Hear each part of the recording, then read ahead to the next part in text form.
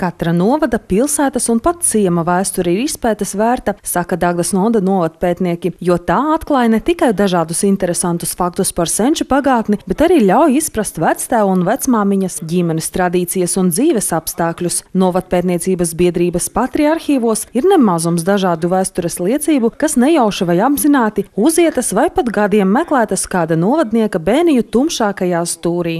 Ja to fotografiju nemeklēt, nepievērst uzmanību sabiedrības, tad šīs fotogrāfijas var aiziet postā. Un mūsu uzdevums ir šīs fotogrāfijas atrast un parādīt sabiedrībai. Visā savas pastāvēšanas laikā arī Dagdas bērnu bibliotēka ir veikusi apjomīgu novadpētniecības darbu, krājot vēstures liecības par pilsētas arhitektūru, reliģiju, kultūru un citām šķietami vienkāršām norisēm dagdiešu ikdienā. Apvienojot spēkus, ir izveidota neliela novadpētniecības izstāde Reiz Dagdā, kas ir īsts ieskats pilsētas vēsturē.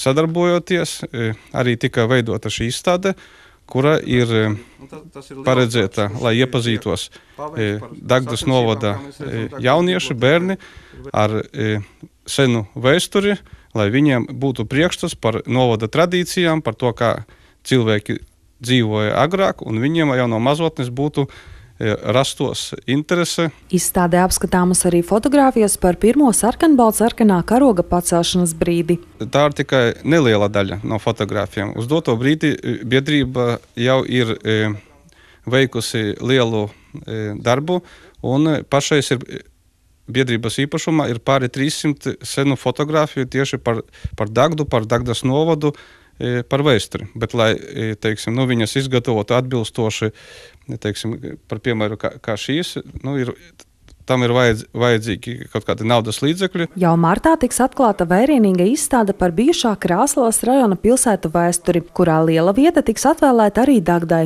Jāpiebilst, ka biedrības patrie rīcībā ir arī video materiāls par pirmo sarkanbaltsarkanā karoga pacelšanas brīdi.